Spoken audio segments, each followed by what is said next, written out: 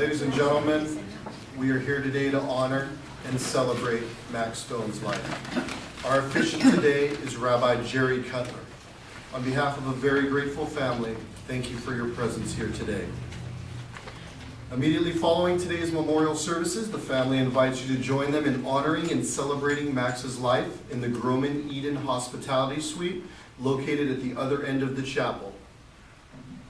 Before the rabbi begins the services, if I may ask everyone please to take a moment to take out their cell phones and place them in the silent mode.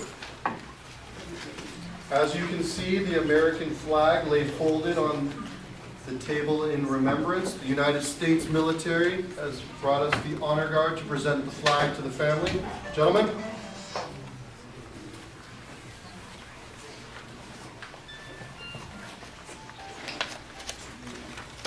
My fellow soldier and I are here today to render final military honors to a fallen comrade.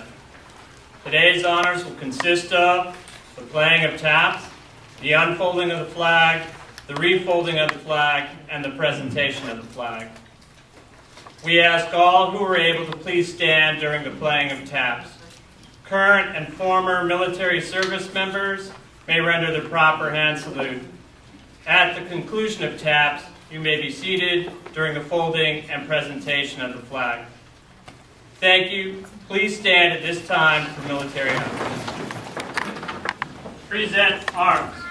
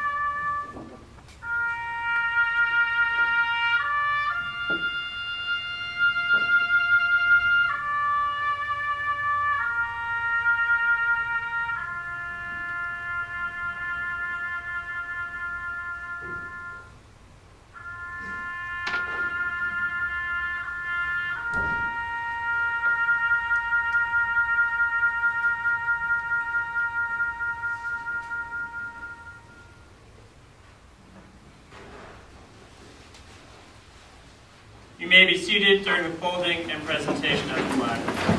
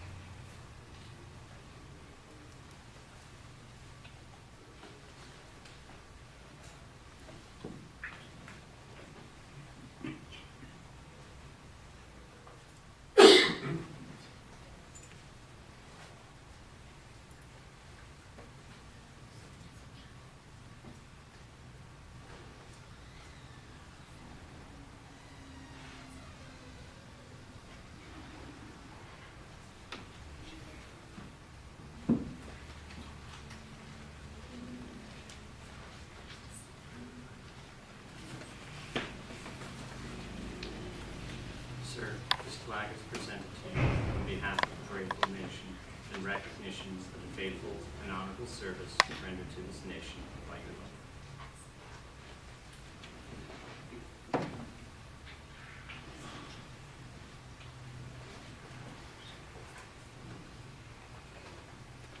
Now, ladies and gentlemen, for the ceremonial first pitch, Max Stone.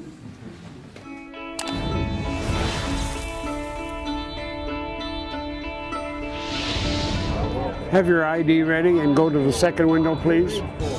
I'm Max Stone, and I started here 21 years ago. I've been 90 for the last 2 months. When we have a line, we keep it in order. You know, a lot of people are here for the first time and from foreign countries, and they don't know much about how to pick up a ticket. Some want to buy tickets, but we don't sell tickets here because it's strictly will calls, as I tell them where to go. I generally answer any questions they might have. Have you been here this year? It's my first time this year, and out here with the Right to Recovery. John Warren invited me out here. Oh, okay. Well, we're glad to have you. Long before his time as a Dodger game day host, Max lived many lives. As an actor, a union agent, a minor league umpire, and even a friend to Sandy Koufax. But his current role has found him as a fan favorite to those who come back to Chavez Ravine year after year. He's fun to be around. He's fun to be around. He's everybody's grandfather, but at the same time, he's a fun guy to be around. Second window, sir. We're getting a little action now, okay? If you want to know it, he's seen it, or he's done it, or he's been around it. Yeah, unbelievable guy. I enjoy my job. I enjoy being with people. I enjoy talking to them. I like answering their questions. Have your IDs ready? Thank you. People come up to me and say hello. Some of them call me by my first name. The only time I get a little upset is when they call me Grandpa. You know, it's an ego thing, I guess.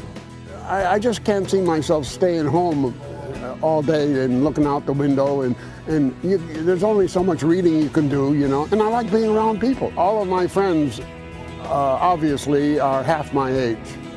They're in their 40s. I'm not steeped in things that are old-fashioned. I'm not a Twitterer, though, that's for sure. I'm not into Twitter, I'm not into Facebook, because I don't know how to operate it, and I don't want to know. I'm old-fashioned in that way. On June 20th, Max was honored for his passion and dedication by throwing out the first pitch in front of friends and co-workers. You wanted to come over and say hi. Very nice of you. How'd you find me? Oh, we saw you standing there. Okay. Good to see you. Well, good luck. I don't know how this got. I've been in the batting cage as recently as 15 years ago. I did well with the batting cage, but I haven't thrown the ball for long. We're going to find out right now. We walk out.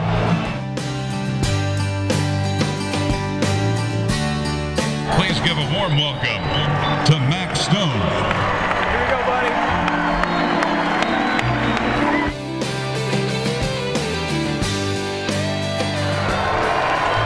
Once again, let's hear it for Max Stone. I wish I'd have done better, but it went over the plate, but on the ground. While his throw was just a tad off the mark, Max is always right where he wants to be, in his cozy little corner of Dodger Stadium. It's time for Dodger baseball.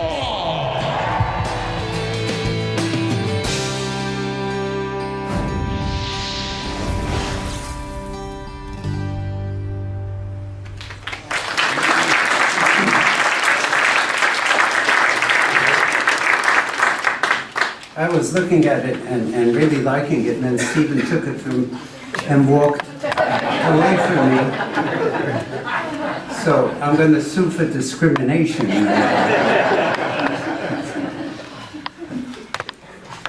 Lori, you'll have to give me that. I want to see that at home, right? It's SRO today, Standing Room Only. Wow. This must have been quite a guy, and Stephen called me and told me a lot of wonderful things about Max. And I appreciate his calling, I appreciate listening to it, and I will share those with you in a few moments.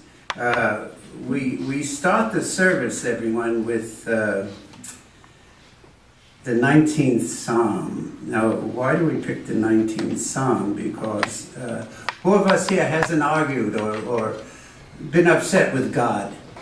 We all have, let's face it. We yell, we scream. Just yesterday, I was watching the ball game. They sent in Wilson to pitch against the Cubs. I said, there it goes. So I turned to God. Why? Why'd you let Wilson pitch? Why are you doing that? Anyway, so we lost, but Max won. True to fashion, Max won. Cubbies won. I was happy for him. I was. And I'm not going to hold that happiness too long because I'm a diehard Dodger fan from Brooklyn. I lived in Crown Heights, and the Ebbets Field was just a few blocks from me. And I would stand on Bedford Avenue and wait for Duke Snider to hit a home run and run for the ball, always on the hill. But the guys from Bed-Stuy were there also. So we had the Bed-Stuy guys and this little Jewish kid, and there was no way I started to run. They were 3 blocks ahead of me. I stopped going. I said, that's it. So the 23rd Psalm, David, King David, who wrote this, the Psalm, also had his problems with God. And God said, you better watch out. Walk the straight and narrow. Bad things will happen to you. But David didn't listen. He went astray. He ran into trouble. There was a woman involved, but I don't want to go there. You know, David had his own thing. But when he realized his mistake in leaving the right path, he came back to God. He wrote the 23rd Psalm as a reaffirmation of his love for God. I don't know which memorial book you have, or I don't see anyone in the front having it at all. You might have this pamphlet, and if they ran out of pamphlets, you would have the book. So if you had another 3 more, there was a guy who was hoarding books.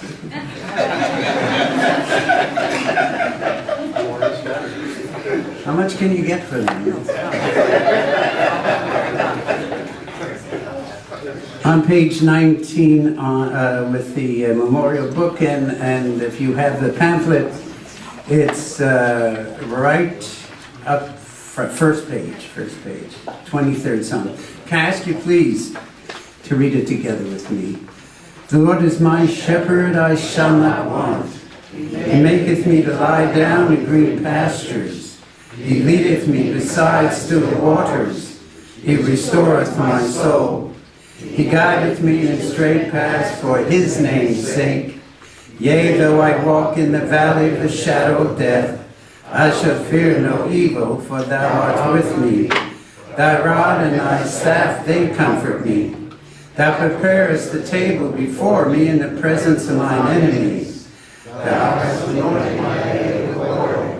My cup runneth over. Surely goodness and mercy shall follow me all the days of my life, and I shall dwell in the house of the Lord forever. It's a very long time. No one has lived forever. Max made it to 93. 93. And he never married. And I told Stephen that's the reason he lived to 93.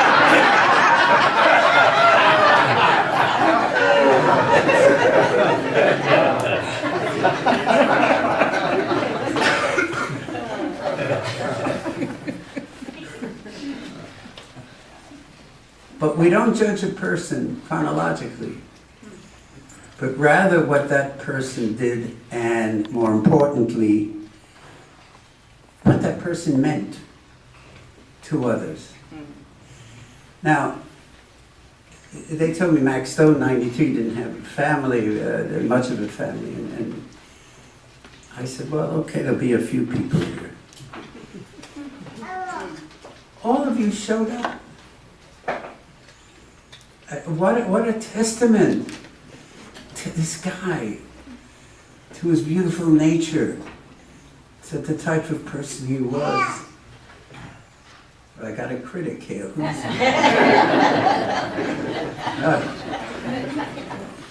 And if I wanted to be criticized, I'd stay at home.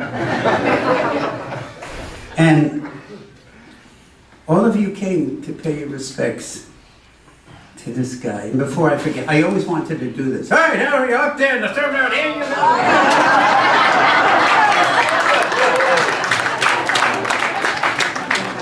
Good catch, kid.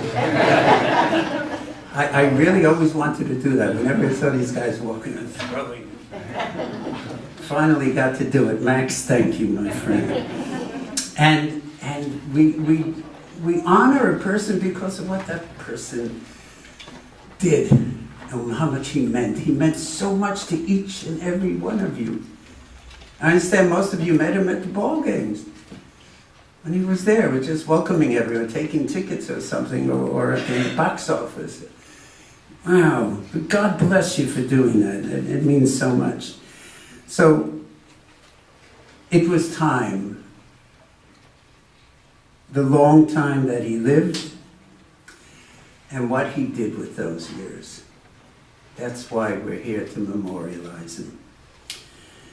Ecclesiastes, while thinking about time, the nuance of time, the mechanics of time, wrote a sonnet about 2,000 years ago. To everything there is a season and a time for every purpose under the heavens.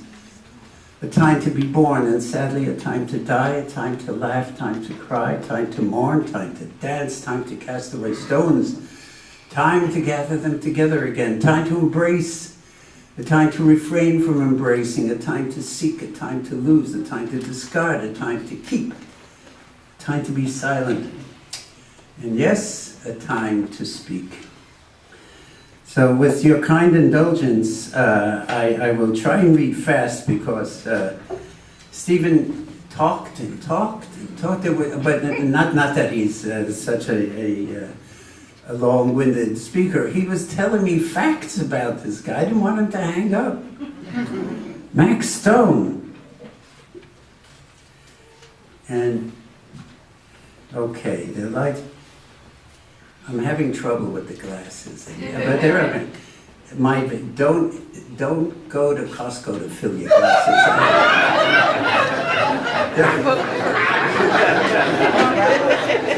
I see cross-eyed most of the time. So I will try.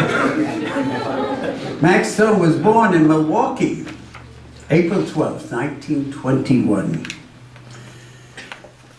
And Stephen told me what a remarkable life he had. He enjoyed life, loved his family, and believed in the sanctity of family togetherness. He took care of his aunt and uncle to the very end of their lives. So what kind of a man was he? I mean, truly, outside of the good person. For starters, he was a passionate Chicago Cubs fan. So, and he followed the Cubs religiously all these years. So, at the outset, right off the bat, we know he was a masochist.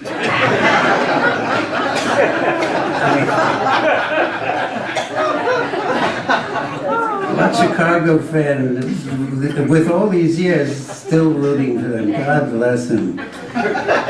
You show me a passionate Cubs fan, I'll show you someone who's a nut. I mean, it's in need of help. When he worked at the Dodger Stadium as an usher, the clubhouse came to play.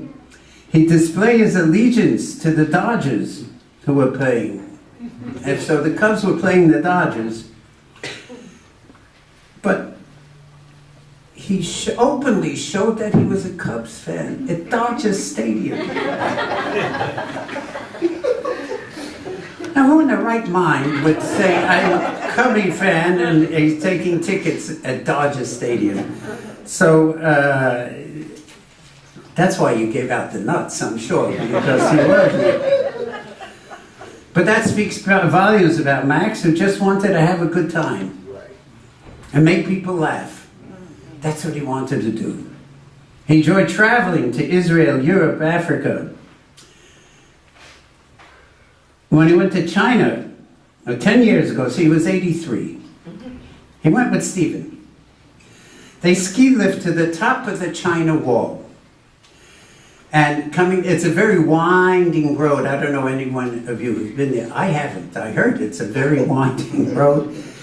And quite precarious if you're walking down. But so he chose, well, I'm not going to take the ski lift down, and I'm not going to walk down. Which Stephen probably thought, well, that's good news. What are you going to do? He one-man bobsledded down. At 83.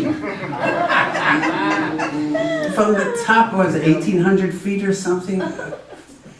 Coming down for bobsledding. He was a nut. Stephen told me he was petrified watching Max navigate himself down this treacherous winding road. Needless to say, he was very adventurous, a free spirit. But Max wasn't your ordinary 83-year-old. He was a paratrooper in World War II. A paratrooper. Who here was a paratrooper? Who volunteers to be a paratrooper? A classified nut. A Chicago Cub fan. He was used to going down, that's it.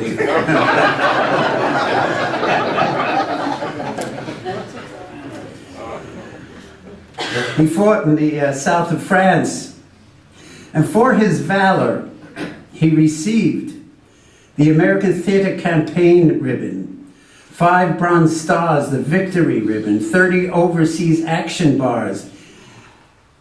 He was one Jewish hero fighting those Nazi bastards. And God, that's our hero.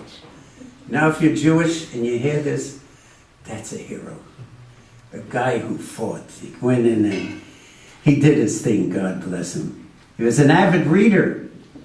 He was into politics, current events. He knew the names of every political pundit. He knew everything about it. He not only watched news, he knew most of the answers on the, a connoisseur of good food. That was it. He was a connoisseur of good food. He knew the answers on Jeopardy. You show me another Chicago Cub fan who knows the answers on Jeopardy. He loved animals. One of his favorite charities he supported was the Society for the Prevention of Cruelty to Animals. He gave money. I have 3 dogs. I love this man. I mean, God bless him. He had a Chihuahua named Fawn. And Fawn is here today. Yes.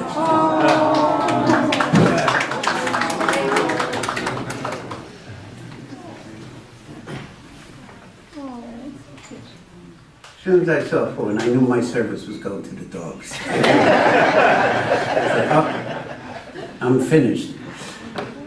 Little beautiful Fawn. 2 days before, Stephen sneaked in. Fawn into the hospital. You can't bring the dog in the hospital. Stephen, I'm suspect about him too.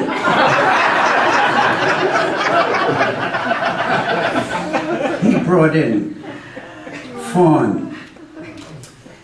And Max looked at him. You gotta know, he was in heaven even before he reached heaven. He saw his dog, and they embraced. Wow. I got chills. His little daughter. Fawn. I've got 5 daughters, real daughters. They're much more difficult than 5 dog daughters to raise. They're terrible. But I love them. At the hospital, he had the daughters, nurses, and staff laughing with his shtick. He was always going for the laugh. When he went into the hospital, doctors went over to him. They said, what's wrong with you? He says, what's wrong? I'm old.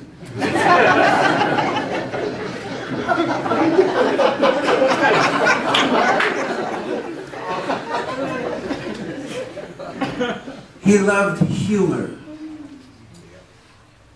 And he loved the Jewish comics. Jackie Mason, Mel Brooks, Don Rickles, Red Buttons, Robin Williams. How Robin Williams got into the Jewish comics thing, I don't know. But, what a taste for comedy he had. From Jackie Mason to Robin Williams, wow. Max did some acting with a good friend of his, Carla Williams. Incidentally, I knew all the comics I just read off, and except Robin Williams, I never met him. And Carla Williams, I knew her very well. So he was on her TV show, My Mother the Car, or something like that. She had a TV show. And he knew Peter Lawford, who knew the President of the United States, who married into the President of the United States family. So he knew from royalty as well, God bless him. He once won $500 on the Groucho Marx show. No, say the secret word and a duck will come down and give you $100. How come they gave him 500? I don't know, but he was special. He talked about Groucho. Incidentally, Groucho Marx is buried here. They won't tell you where, but he is buried here at Eden. So I don't know if you knew that, but he is here. Stephen told me that Max was a professional umpire working AAA baseball. He brought so much goodwill and laughter. He went over the players, the fans, and they looked over to his arrival. As you can understand, he wasn't your usual grumpy umpire. In fact, he was so good, he even got himself ejected from one of the games. I don't know how. An umpire got ejected from one of them. I didn't want to ask Stephen, I'd let it lie. I said, okay, let him, who knows what he did, but he got him. They were probably laughing so hard, they said, this is no way to play baseball. That's a Dodger Stadium. He worked as a business agent for Local 399, the Service Employees International Union. And then he retired. And he didn't want to leave, and I don't blame him. So he worked as an usher, and he worked at the box office. Not too long ago, he drove to the stadium to see his friends. And everyone was his friend. From the front office to the fans.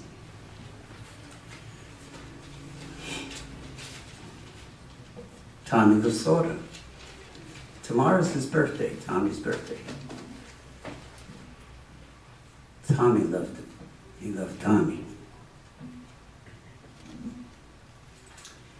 He welcomed everyone while working there, regardless of their color or their race. Everyone was equal. And everyone he embraced. He didn't have a racist bone in his body. He was fearless and unassuming and giving. He also gave charitably to the state of Israel. He was caring, he was funny, he was witty. He loved movies and would critique them. It's terrific, he'd say. As soon as he said terrific, you went. You know it was going to be a good movie. And they'd come back and say, you know, I really didn't care for the movie. He'd say, what are you, a critic? He didn't believe that someone didn't care for a movie he said was terrific. A recent highlight of his life was a 90th birthday party, hosted by Dennis and Cindy Gilbert at their house. He met them also at Dodger Stadium. Over 100 people attended. He has a nephew, James Goodman, who unfortunately is disabled. And he took care of him. All the time, he was there for him. And I asked Stephen, who's going to watch out for James now? He said, of course, I'm going to do that. Stephen is a very special guy.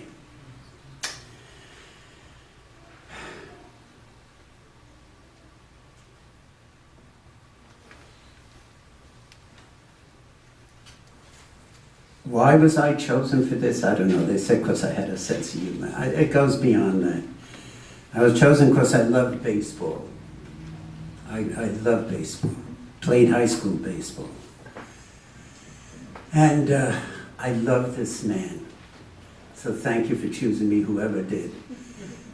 Because I was here to eulogize a guy who, oh God, I wish I had met him. Maybe he took my ticket. It could be. But I love him. And may he rest in peace. Amen. Paul Sanson, please.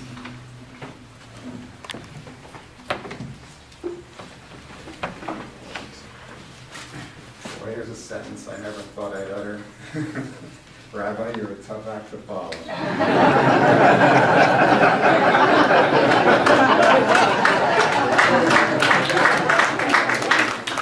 He stole most of my lines, though. My apologies to all the Dodger royalty in attendance. As a diehard Cubs fan, I think all here will agree, even at 93, Max Stone was too young to have ever seen the Cubs win a World Series.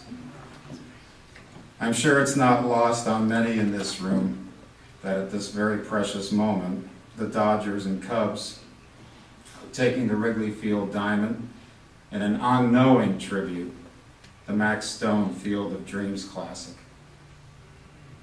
But before I start on Max, I'd like to thank Max's best friend, Steve Stargent.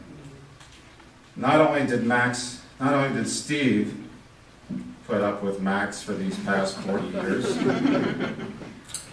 but as the rabbi said, pulled off maybe the caper of the century. Steve smuggled Max's beloved dog, Fawn, into the intensive care unit at the hospital. And in a move reminiscent of Santa's visit on Christmas Eve, as Steve tells me, he entered Max's room carrying a sack. And just as Max noticed some strange movement from that sack, out popped Juan's gorgeous little head. Much to Max's delight and utter befuddlement on how Steve was able to accomplish such a task, Max was thrilled, as he often was by the most simple things. Himself, Steve, and Fawn all together. It didn't matter where it was. I'd ask everybody to give Steve a round of applause. Steve.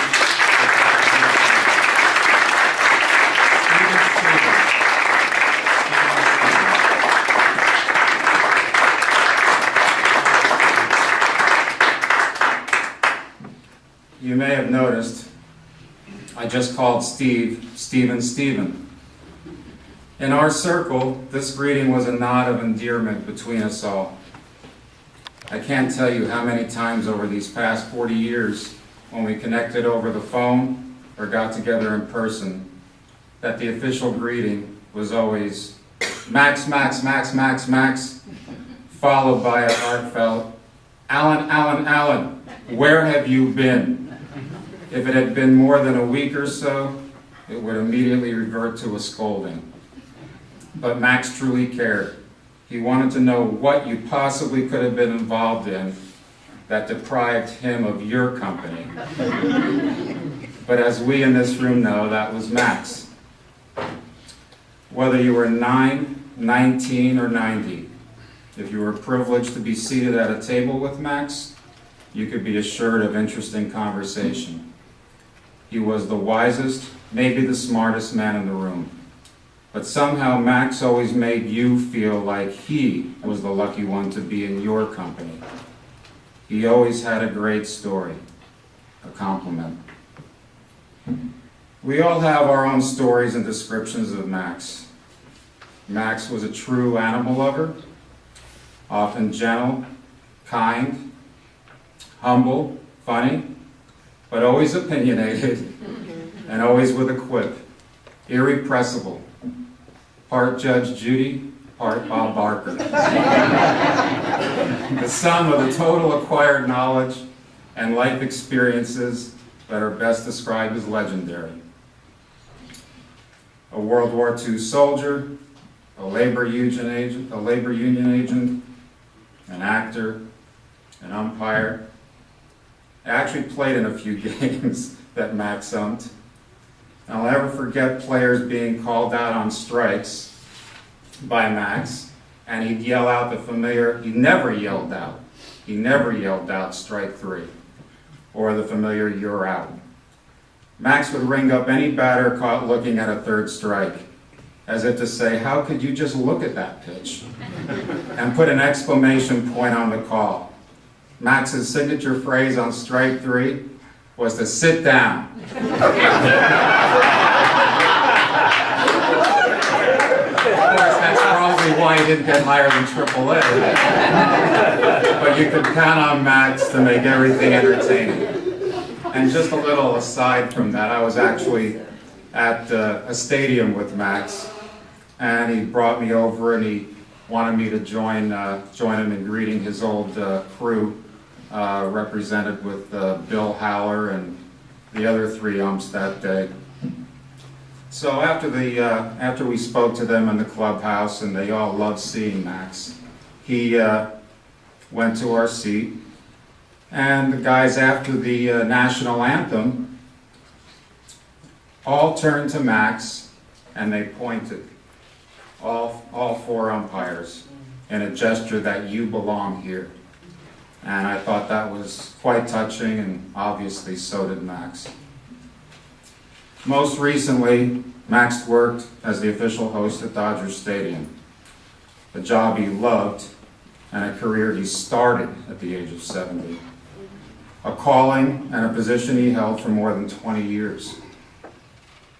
Let me be the first to lobby for the official Max Stone Club level entrance at Dodger Stadium, a place near the will call window where the familiar shout of giant fans to the back of the line will always be heard and echo. Max was complex, yet simple. A man who grew up and appreciated a simpler time, yet kept pace with everyone and everything around him. Unassuming, but with a list of friends and people he'd met right out of Who's Who. Sandy Koufax, Natalie Wood, Mr. T, Brooks Robinson, Maury Wills, so many others. And a very special friend, Dennis Gilbert. I just want to take a moment at this time to thank Dennis for hosting Max's 90th birthday party. A great and lovely night. A special moment for Max that stayed with him for the rest of his life.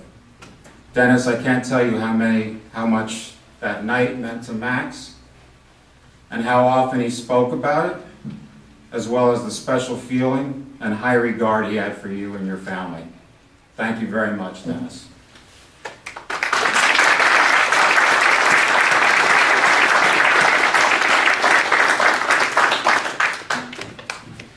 In closing, and I don't think you can ever really close when it comes to Max, I'd like to share a story from one of my brothers. My brother Greg met Max some 30 plus years ago, and he said he remembered thinking at the time, geez, this guy is tough to keep up with. His quick wit and observation for everything and everyone, real baseball conversation and knowledge. The kind he shared with his comrade of many years, and I know he's here today, George Genovese, and I dare say myself. Regardless, my brother Greg said every time he saw Max after that, maybe 10 times his whole life, Max treated him like an old friend. And every time Greg came to LA, he'd always hope to see Max. Anyway, I remember when the Daily News story came out about Max turning 90 and throwing out the first pitch at Dodger Stadium. I knew how much Greg liked Max, so I had Max sign a copy for Greg, and I sent it off to him. So Greg had it framed and hung it among family photos and sports memorabilia. The next time Greg saw Max, he told Max that it was hanging on the wall of fame in his garage. Max was touched, and in typical Max fashion, said to Greg very humbly and very softly, "I'm not sure I belong there." To which my brother Greg replied, "Max, you're hanging on my garage wall. It's not exactly Cooperstown." But that's the point. In all of our hearts and minds, Max does belong in Cooperstown. I think not a coincidence that Max was called up in September, when Major League rosters are expanded. I was proud to be a member of your club, Max, a club that now has an infinite number of roster spots. Max, you were Major League, and you'll be with us forever. Thank you very much.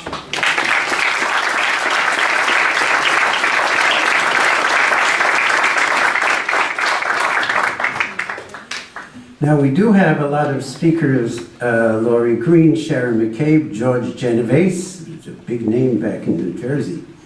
I hope you're not that closely related, George. His daughter Kathy, Denise Mara, Stephen Sargent. They can't speak now because we're out of time, I'm sorry. But we're going into, well, first we're going outside, and then you're all invited into the anteroom in the back, where you'll be eating, I don't know, pizza or something, some delicious, wonderful food. And they have another service coming in immediately, so I'm afraid we're going to have to make this very short. I will conclude the service in the chapel. El Malei Rachamim, Shochein B'Romim. O God exalted, full of compassion, Hamatzei Menucha Nachana Tachas Kanfei Hashchina, we ask that you grant perfect peace in your sheltering presence. B'malos Kadoshim U'Tohorim Kazara Hakirim Ma'asirim. Perfect peace among the holy and pure, to the soul of Max Stone, who's gone to his eternal home. Master of mercy, remember all the worthy and righteous deeds that Max performed in the land of the living. May his soul be bound up in a bond of life. Adonai Natan v'Adonai Lakach. Yehishem Adonai Mavorach. God had given, and on the wings of angels, God takes away. Blessed be the name of the Lord. Blessed be the name of Max Stone. For Max and the Lord are one. May he rest in everlasting peace. And let us all say, Amen. Can I ask you please to rise? In your memorial pamphlet, if you want to follow with us, is the mourner's prayer. The last prayer we'll say today. It's in your pamphlet, and if you have the book, it's on page 5, the mourner's Kaddish on the memorial prayer book. Page 5. For those of you not familiar with the Hebrew language, when you come to the CH, it's not ch, there's no sounding name in Hebrew ch, but rather ch. And this is not Hebrew, it was written when we're in a diaspora. It's Aramaic. Not too many people know Aramaic. One I know who does, and that's Mel Gibson, and he wasn't invited. The CH is pronounced with the guttural ch. Unless you remember the tribe, it's hard to say. Ch. For Jews, it's easy, because I don't know one Jew who doesn't have asthma.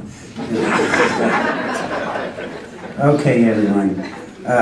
This is asking God, open up those pearly gates, God, because a mensch, a total mensch, by the name of Max Stone is coming in. Open those doors wide, and he'll make heaven a little happier place than it is right now, I'm sure. Please read with me. Yitkadal v'yitkadash me'aba Yalma divra chilutei v'yamlich malchutei B'chayei chono v'yamei chono b'chayei l'chol beit Yisrael V'hagala v'zman kari v'yimeru Amen. Yehei shmei rabba m'vorach v'yalam olol me'el maya יתברך וישתבח ויתפאר ויתרומם ויתנשא, יתהדר ויתעלה ויתהלל שמי דקודשה בריחו, לעילה מן כל ברכתה ושירתה, תושבחתה ונחמתה דאמירן ויעלמה בימרו. אמן. יהי שלמה רבה מן שמיה, וחיים עלינו ועל כל ישראל, ואמרו אמן. עושה שלום במקומה, הוא יעשה שלום עלינו ועל כל ישראל, ואמרו amen. Please remain standing. Thank you, Rabbi. At this time, beginning with the family, the first two pews, we will exit the chapel. I'll ask for everyone as we exit the chapel, please feel free to make your way and pay your final respect. As we exit the chapel, we will proceed through the lobby and right out the front doors. Ladies and gentlemen, again, for those of you that do wish, there's some shade underneath the canopy. Just a moment.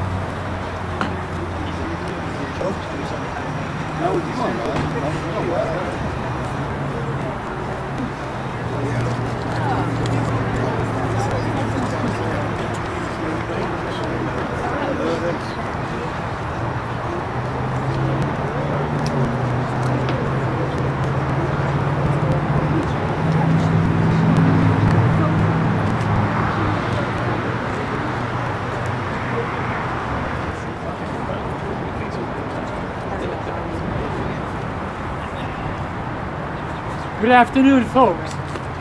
We're going to release some white doves to honor Max, but just before we do, let me give a brief explanation.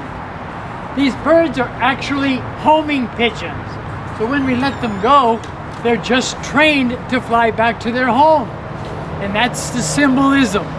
As you see the doves flying home, saying goodbye to Max, who's gone to his final home. There's a verse in Psalms that's very appropriate. It says, "Oh, that I had the wings of a dove, I would fly away and be at rest." We actually have 20 birds today, but we're going to release 2 individual birds, and then we have the 18 that's very significant. Am Israel Chai, the people of Israel live. The 18 doves, after the 2 are released, represent Kai, or life. It's a way for us all to symbolically connect to the immortality of the life and spirit of the Jewish people.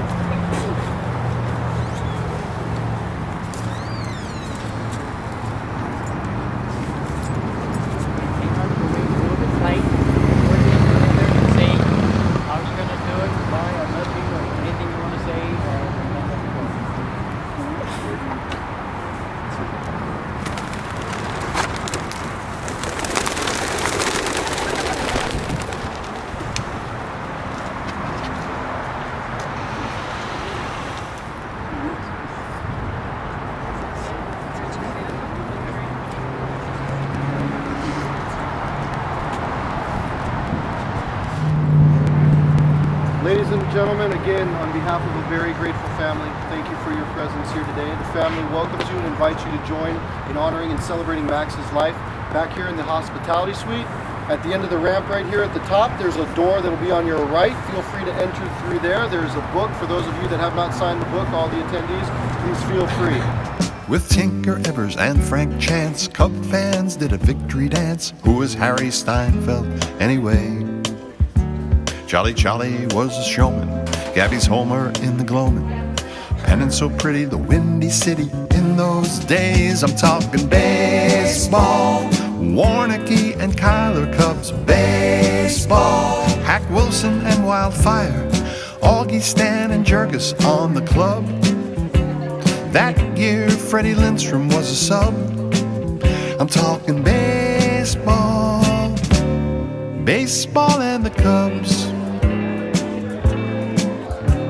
The Mad Russian took his leave, then Cavaretta led the team. Ernie's baseball days were full of fun. Williams began his streak, and Fergie was at his peak. Wrigley Field had many moments in the sun. I'm talking baseball. Glenn Beckert, Handy Andy Cincinnati Cubs. Baseball, Kessinger and Randy, Santo and the Vulture on the club. Handsome Ransom, DeFondy, Kenny Hubbs, talking baseball, baseball and the Cubs. The bleacher bums, the ivy vines, Sammy running out to right field. Brown's 3 fingers on the ball, Hasso's 1-hitter in the fall. Sandberg doing all that he could do. Come on, let's We're the play. Junker Girls, and we lived next door to Max for about 13 years over on Rock Canyon Drive. And we have a bunch of great memories of Max, but two in particular. One, we would always walk down the street to get the mail or leave our house, and if he was just getting out of the house for the first time, he was still in his pajamas, so he'd run back and hide until we'd pass. And another one he loved, we always had 2 dogs growing up, so he would always lean over our wall and just say hi to Morgan and Mandy and Jackson, and probably tell them to stop barking. But we love Max and we'll miss him dearly, but he'll always be a part of our lives. My name is Ron Sobel. I think I have the honor of, if it's an honor, knowing Max longer than anybody else at his funeral today. But I remember one time Max said to me, "Getting old sucks." I always remember him saying that, but he said that when he was like in his 70s, and now he got to 93, which is just amazing in itself.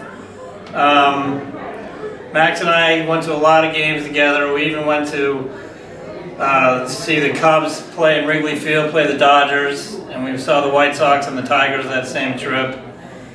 One thing about Max that happened that was kind of funny, I was living with my friend Kevin and I had cable TV that got the WGN games, so Max would come over and watch the Cubs with me because he couldn't get it on his TV.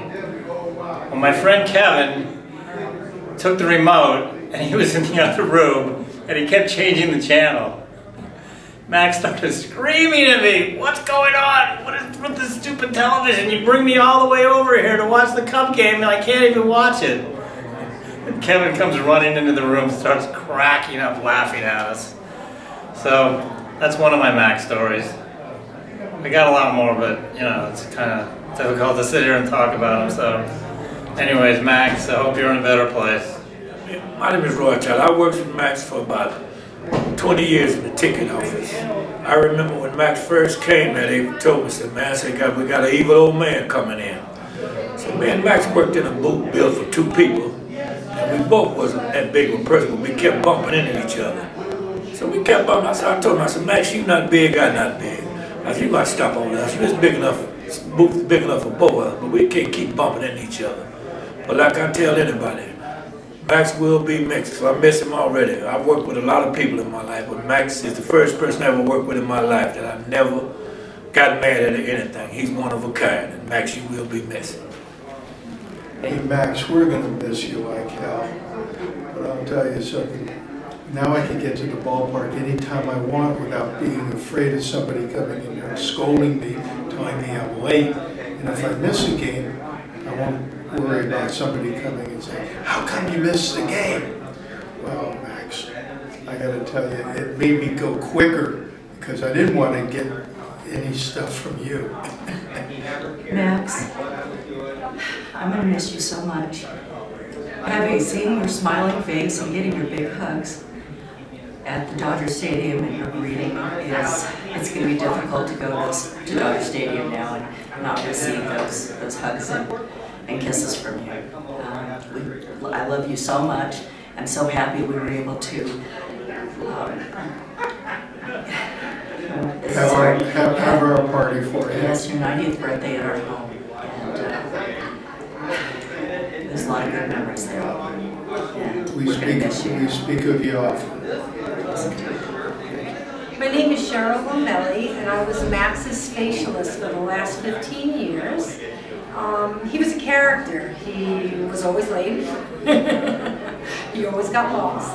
My landmark was Marie Callender's, and they tore Marie Callender's down. And he came and said, "What happened to Marie Callender's?" anyhow, he will be missed. He had a great life, and we'll miss him. I'm Lonnie. I've known Max for about 10 years. I met him towards the end of the season in 2003 or so. I was there for a Pirates game just because I love the sport. And I'm wearing a Cubs jersey, and Max came up and he introduced himself and he gave me his phone number. And I told him they don't carry WGN in Burbank, so I didn't bother getting cable. And he goes, well then come up to my house.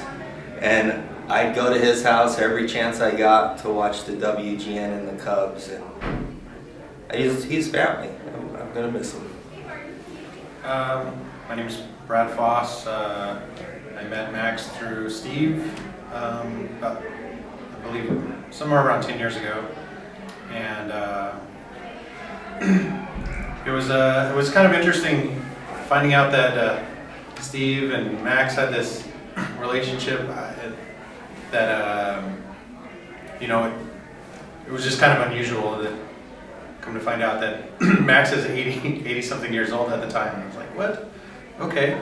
And he works at Dodger Stadium. The whole story was like it just kept getting bigger and bigger. And when I finally met Max, Steve, I guess Steve had told him all these great things about me because I used to play baseball. I somehow had my way in. I was like, oh, I played baseball. Max automatically identified with me, and we just had a relationship just because of baseball. And that was really great. We went on a journey to Cooperstown a few years back, and I'm very grateful that I met Max and got to know Max, because without knowing him, I would have never had that once in a lifetime opportunity come my way. I'm very grateful for that, and he was always very welcoming, and just always seemed so interested in you and what was going on in your life. And he really developed, as you can see by everybody that showed up, he had some great relationships with people that he touched lives. That was pretty nice. And I was going to share the story about the subway train ride, but Steve will remember that without a doubt. It was pretty fun. I've only met Max about 3 years ago, and I've seen him about 6 times, but it seems like he's my best friend. Every time I saw him, he was such a great guy.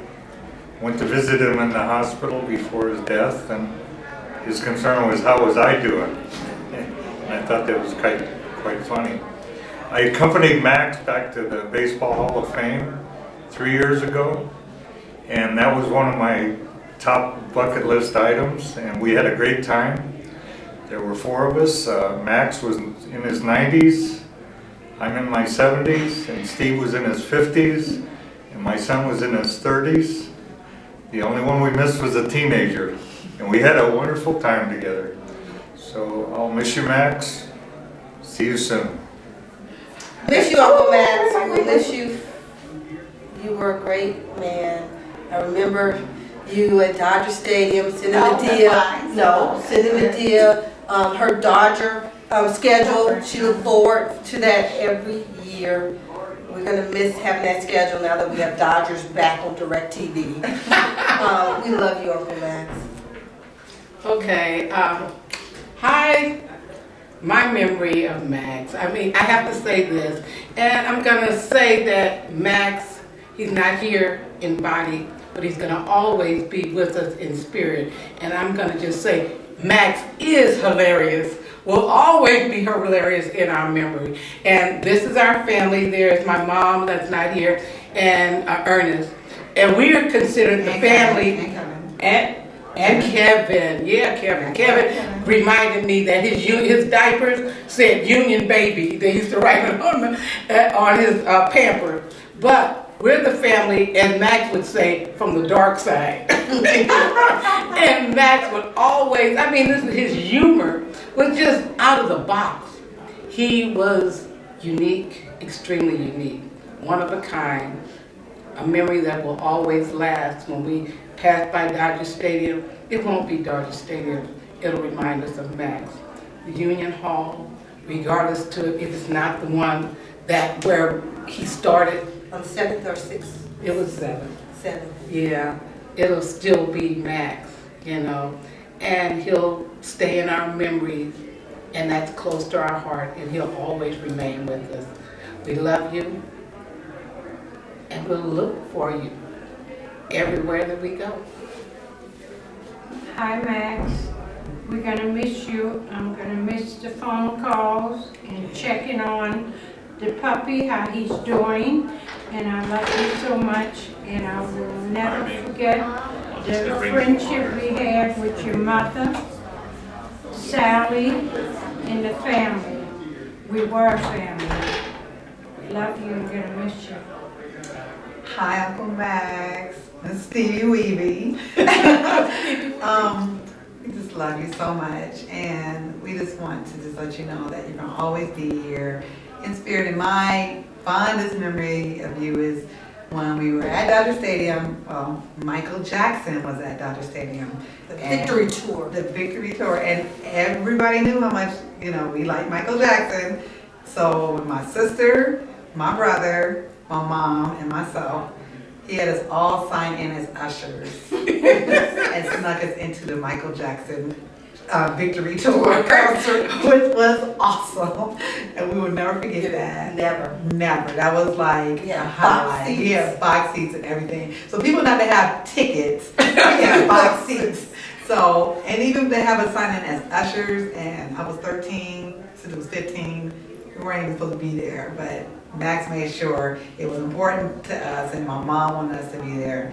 He made sure that we were able to see that concert, Michael Jackson. And that was the last concert we did with his brothers. The last concert, it was incredible. So we thank you for that. We love you for that. There's one more thing that I must say. Max, I'd like to thank you for those lunches and for those dinners that you always invited me to, and probably a lot of other folks. And you say you got the tab. We always seem to have walked out, and I never seen you pay the tab. I think it was the challenge. I know, it wasn't that you didn't have the money. It was always the challenge to see if you could get away with it. But we thank you for that. And hey, I remember there weren't very often that I went out anywhere with you because of some of the things that I had feared. And hey, you were. And also Medea. Oh, yeah. My grandmother, His Gloria sister. Maroney, your sister, she would have loved to have been here, and her health conditions aren't allowing her to be here, but she's definitely, thinking Happy that we have all- your mind. We came here to represent, and we just love you for that. And she sends And her we're all wishes to gonna Steve. miss you. And thank you for my first bagel. It's just a pleasure to be able to speak on behalf of Max, because he's been a family friend for me over 20 years. For my dad, George Genovese, who is a baseball scout, they've crossed paths in baseball, as sometimes that happens, but Max was part of the greatest generation, and that generation really made a difference in all of our lives. And what a walking piece of history, somebody who had served under General George Patton. As we heard reflected in the service today, he just was a diverse person, had many interests. I especially love that he was kind of a foodie, that we could have a meal like the Dodger Dogs today, and we could go to Beverly Hills and have fine dining, and we could go for a Frosty at Wendy's, and he loved all of that. But the one thing I will say about Max is you had to have the coffee the right temperature. I saw it not only in my home at Christmas. Hey, I thought you said you were having hot coffee. And in restaurants, I talked to Max about so many things. As the baseball games would sometimes have a lull in the action, a lot of times we would talk about politics. We both loved Chris Matthews and hardball. Only Max said, Chris Matthews just never knows when to shut up and let somebody finish a sentence. He and my dad were such great friends, and my dad and Max would do baseball trivia either when we were at lunch or at the games, and if one would outdo the other, my dad would often say, well, Max, I hear you have a good eye as an umpire. Why don't you take it out of your pocket and use it? And then Max would sometimes say, oh, shut up, I'm going to get you next time. It was really funny to watch the two of them. Max also loved musicals, and I love musical theater, and we talked about that a lot. And so I was going to speak today at the service, and the one thing that I had pulled out was a lyric to a song, and my closing remarks would be that in the musical Wicked, Stephen Schwartz, who is a wonderful lyricist, wrote the song For Good, and part of that lyric is, I don't know if I've been changed for the better, but because I knew you, and Max, because we knew you, we have all been changed for good. Rest in peace, my friend, and we will miss you. We're going to miss Max. I will miss him very much because I also was during World War II in the military, so I know what he went through. He's with General Patton. They chased the famous German general across from Casablanca clear up into northern Italy, and he was Max was a paratrooper, and they parachuted out during D-Day, and it took a lot of courage. So this man was really a legend. Besides loving baseball, he really was an ex-GI risking his life. But baseball was important. But knowing the man, I had respect for him because of what he had gone through. I was in the European Pacific Theater, and so I know what the military life was like, and then come back and be part of baseball again. And meeting Max and making friends with him, you couldn't help but like him. And he's really a legend because really he had gone through quite a bit. The paratroopers were a big decision during D-Day when we had to, it's a shame a lot of people were forfeited their lives so that we could win it. And Hitler was a madman. So respecting Max after getting to know him after the war and as an umpire and all that. And of course, I always kidded him very much. I'd say, Max, I know you got a good eye, but why don't you take it out of your pocket and use it? So that was always my little joke with him to get a rise out. Max, I know you got a good eye because we'd be discussing ball playing. So I will miss him because he's one of a kind. That's about the best I could say. Well, I'm Tony Mondelas, my wife Lori. I met Max about 21 years ago at a, see, I'm getting emotional already. Hold on. I met him at a Bears game at a mutual friend's house. But so I started thinking about last night, like, Jesus, everybody's telling these funny stories. So I'm thinking to myself, I got to come up with a funny story. I got about 1 million of them that I couldn't cover, and you probably don't have enough tape on that thing. So, but I did think of one I thought would be a real zinger, and it was about 10 years ago at my bachelor party. You can picture an 83-year-old guy he was at the time at my bachelor party with a bunch of us young guys. And so typical bachelor party, we had the limo, and one of the decorations in the limo was the, don't draw conclusions when you hear this, but it was a blow-up doll, if you know what I mean, a blow-up doll.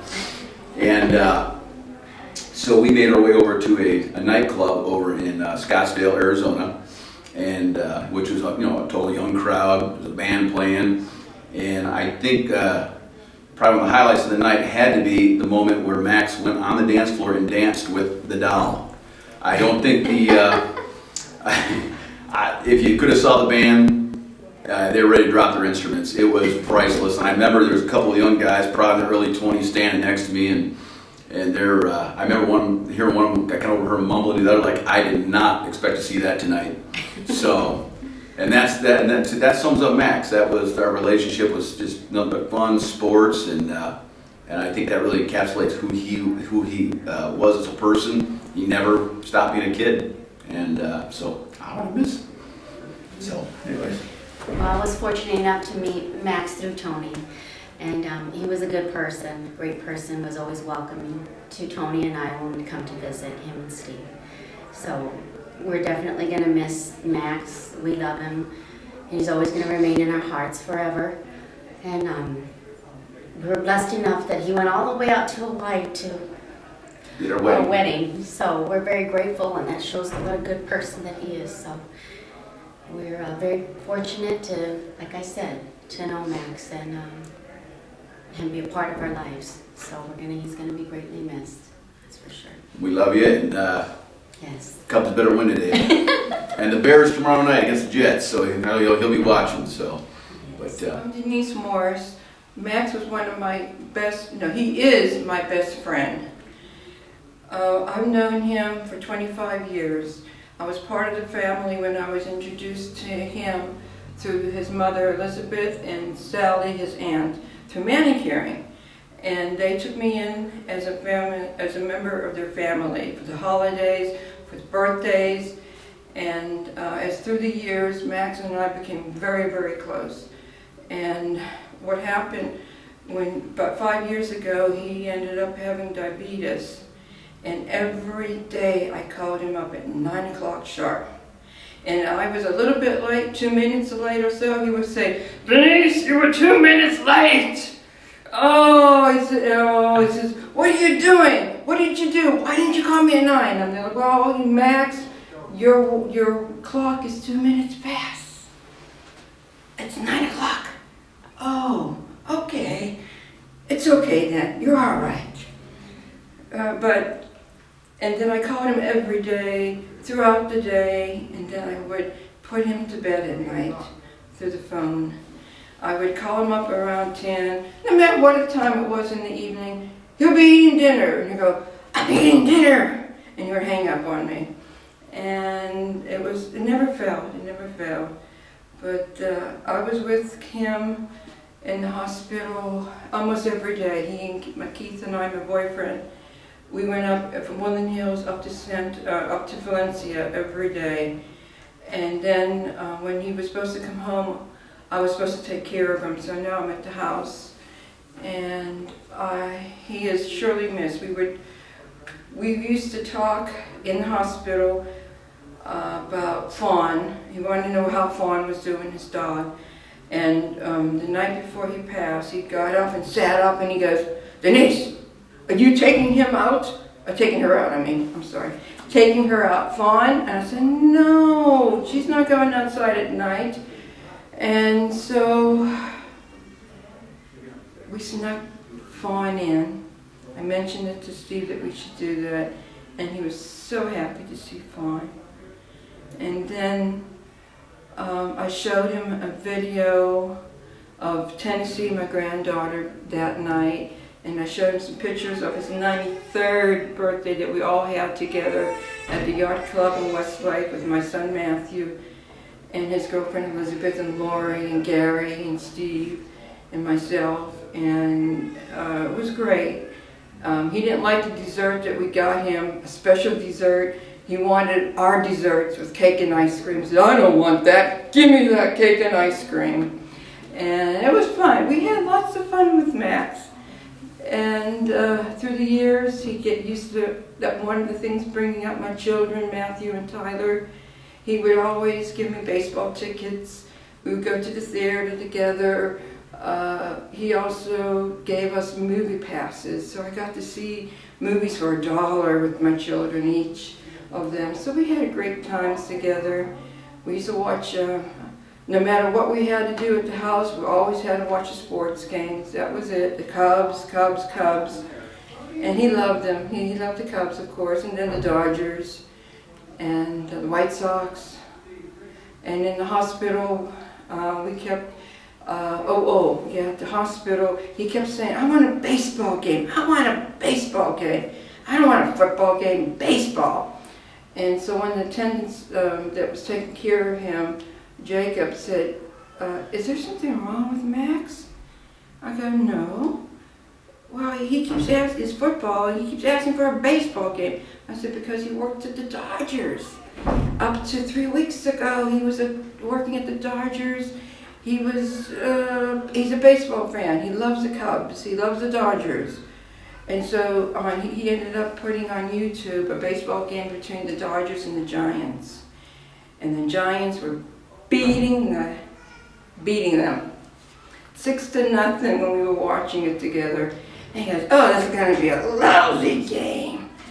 And, but we watched the whole game together, and we sat there, and then the night before,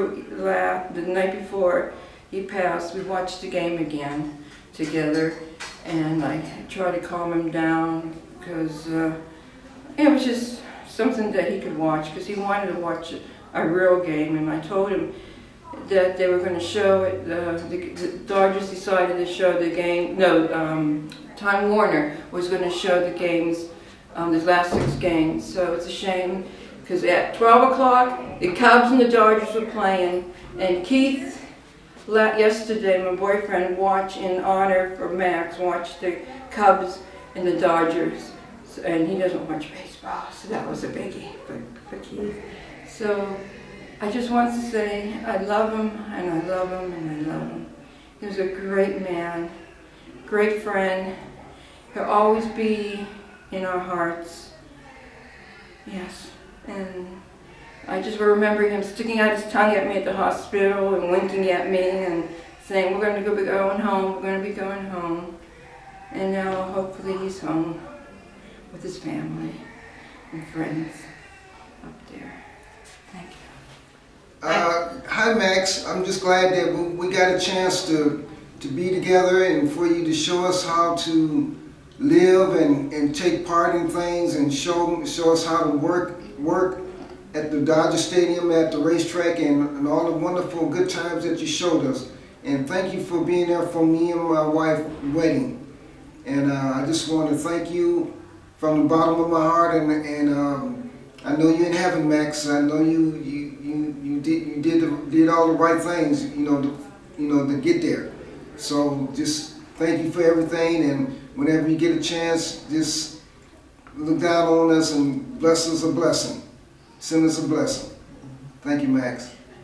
Hi, Max. This is Doris and Jerry. We'd like to thank you very much for all that you shared with us over the years and all the things that you taught us, Max. We're going to miss you very much, but we will always have you in our hearts and our minds for the rest of our life. Max, it's hard to find words to describe the unique person that you have been to us and to so many people. And we thank you so much for that. I remember just before me and Jerry got married and you came over to the house on Hillsdale in Inglewood and you had a sit down with me and you taught me about long-term finances, planning for the future and investing. And I want you to know that Gerald and I took that to heart, and we worked very hard, and we went out and we bought 10 properties. And we lost half of them now, Max, but but we're still in the learning phase, Max. Okay. So we weren't able to do quite what you did, but I want you to know that your words weren't lost on us, okay? And we love you dearly, and we love Steve and Denise and the dog. And Fawn is gonna be get a chance. We're gonna bring Fawn over and let him spend some time with our dog Puddles, okay? So she'll have a playmate of a he. I hope you don't mind. Love you, Max. Bye-bye. And I know you're going to be doing up there what you did down here. So we're proud of you. Bye-bye. Bye-bye, Max. My name is Sharon. I work with Max for years at Dodger Stadium. I have the fondest memories of Max and so enjoyed picking him up at the train station before the games and dropping him off at night. He was quite the character, a Chicago Cub native who loved his Chicago Cubs. It's no accident that the Dodgers are playing the Cubs this weekend at Wrigley Field. That is so comforting because I know he's right there. I am sure that he's upset that the Dodgers have won several of the games in the series. He loved his Cubs. He worked up into the end and I so admired his fortitude. He would always criticize my driving, but he loved my yellow car. He would spot it a mile away and he told me to never get rid of that car, and I'd say, okay, Max. He would forever ask me why I insisted driving behind buses in downtown, why I wouldn't get in the fast lane, and I would tell him, I'm trying to get you to the stadium in one piece, Max. Max had a special parking pass that of course I could take advantage of when we would go to the guard shack. If cars in front of us took their time, he would get so mad. I would tell him, we're here, no worries, you won't be late. He would get mad if I showed my pass. He would say, what are you doing? I have my pass, they see it, let's go. He always wanted to be on the go. I would drop him off at Lot D. He would leave his folded up sports page on the seat in the car, and I would have to drive all the way to the top deck to park. But I love the view up there. Then I would walk down the stairs to clock in, walk up to the top deck to work, the booth, walk down to clock out, walk up to get the car, drive around to Lot D, find a parking spot, find Max, get back in the car, and finally drive to the station. But no complaints, that was my gym workout. The gentleman at the reserve elevator would often reverse the elevator just for Max, so he wouldn't have to take the stairs. He thought that was awesome. He was always inquiring about Max, and he was so sweet to him. Well, I'm finally getting into my car. Often the newspaper would be missing, dropped down into my back seat, or just disappeared, and he would ask me what I did with it. I had no idea where it was, and I told him, I didn't take your paper. He would continue by saying, then where is it? I would reply, well, it's here somewhere between my schoolwork bag, my extra Dodger bag for my second set of clothes, my second purse, just to get into the stadium. And he'd ask, what is all this stuff? Sometimes we sounded like a couple of school kids arguing over the dumbest things. Often co-workers would hear our conversations, and they would look at us with bewildered expressions on our face. He would say in front of everyone, thanks for not picking me up today. I was waiting for you. And I would say, you're welcome. He'd reply, don't bother picking me up tomorrow. And I'd say, I won't bother. The banter was so much fun. I loved it, and I will surely miss it.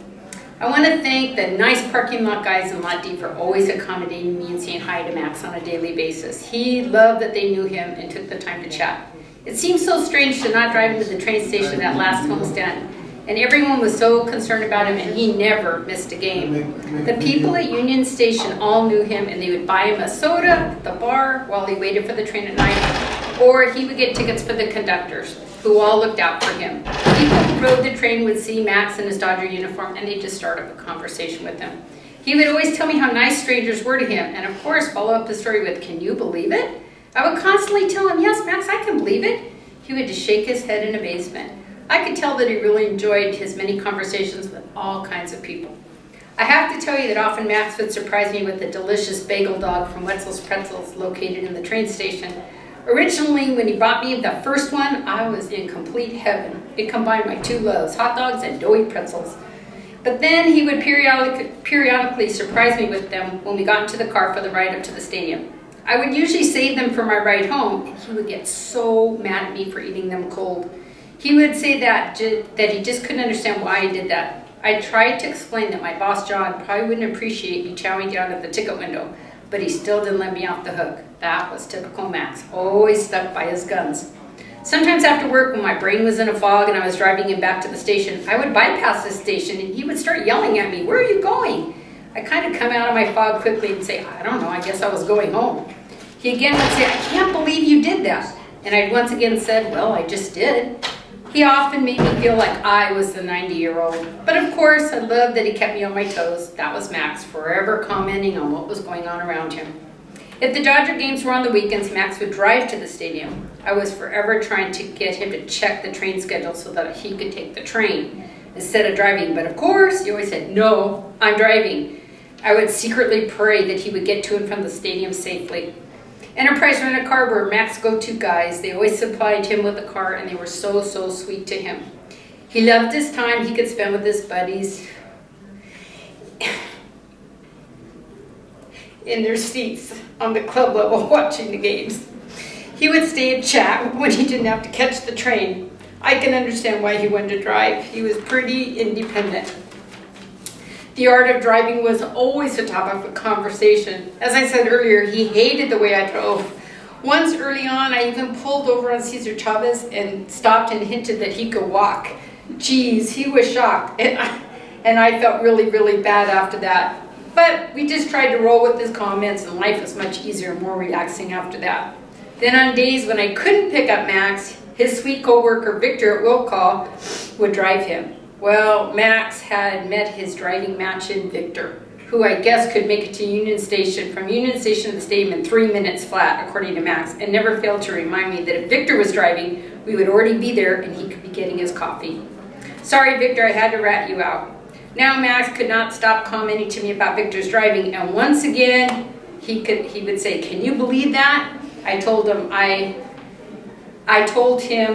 that I would hate Victor's driving too. He saw Victor and I as the yin and the yang of the road. It was so funny. Victor would laugh and we would talk about Max, and Max loved Victor. When we were leaving after work in the 5th inning or so, he would say, "What are these people doing just coming to the game? Can you believe that?" And I would try to defend the late birds by telling him, "Max, they probably had to work late. There's traffic in LA." But he would have none of it. To him, if you were a true fan, you showed up early and you stayed till the end. There was no in between. And isn't that what Max did in his life? When I would go on trips, he would always want me to know where I went, what I saw, and how the trip went. I would try to send him a postcard from wherever I had been. Max has been quite the world traveler, and many places that I was going to, he had already visited. Well, one trip to Croatia, I dropped off a postcard for Max at the hotel desk. And when I returned from my trip and resumed work at the stadium, Max asked if I had remembered to send him a postcard. I told him, of course. Well, the darn postcard never came. He would not let me forget about it. He began to tell me that he thought that I never really did send it, and I was just making up a story. I would insist, no, I sent the postcard. This went on and on and on, but thank God one day, to my relief, I walked into the Dodger office and Max was showing everyone my postcard to him. I was so happy that it finally arrived months later. He let me off the hook about it, finally. He loved his Yang Chow Chinese restaurant in downtown LA, and I'm so happy we went this season for early dinner. Last time we went, the whole block was shot down, cops were everywhere, there had been a multiple car accident. We didn't even know if the restaurant was open, but by God, we were gonna park, walk down the block, and find out. To our luck, it was open, and we had a great lunch. We were supposed to go again by the end of the season. He loved his egg drop soup. And the pantry was a favorite hangout when the Dodgers were out of town. And a few years ago, the Dodgers honored him on his 90th with a beautiful article in their magazine, and he couldn't believe that. He loved his beloved little dog, the love of his life, and he would forever tell me how smart she was and how she knew when he was leaving for work. I heard his dog Fawn was having a hard time when Max was in the hospital, but just sitting by the door waiting for him. I could just see it. He led a full life, and I felt so fortunate to have a chance to meet him and share time with him. He would always call my students the brats, and he always asked how he was. He even remembered to ask about my niece's new baby when I visited him at the hospital. In closing, Max was sharp, funny, cantankerous, bold, and gentle, all at the same time. I loved all this and more about my buddy. It just won't be the same without him. I bet he's already smoozing in heaven with Babe Ruth, Jackie Robinson, and all the baseball greats who've gone before him, and for that I'm eternally grateful. And now, hopefully, I will continue to feel his presence in my life. And now I have a request of you, Max, yes, you. Since you have an in now with the man upstairs, and even though you're a diehard Cubs fan, could you do me a big favor and see if you could persuade him to let the Dodgers make it into the World Series at least once before I retire from the stadium? This season would be nice. It would be much appreciated by all of us here at Dodger Stadium, and we would owe you big time for that one. And I know that you would never let us forget it, and thanks in advance. And now, as we always said to each other at the end of homestand, as you were leaving my car and heading to the train, I'll see you the next homestand. And Max, wherever that will be, I know I will see you, and I love you. Max, I just want to say thanks. Been one hell of a ride the last 38 years. You leave behind a lot of memories. Say hello to my girl Leah, Aunt Sally, Uncle Joe, Uncle Harry. Like I said, it's been one hell of a ride, and if I had to do it again, count me in. Thanks for all the memories. Like I said, you always had my back. We were thick as thieves, figuratively speaking. Gonna miss all the routine stuff we did, all the travels we taken, all the spirited conversations we had, all the cultural experience you introduced me to. And you're a great guy. And like I said before, if I had to do it all over again, I wouldn't hesitate. So, till we meet again, thank you. Peace.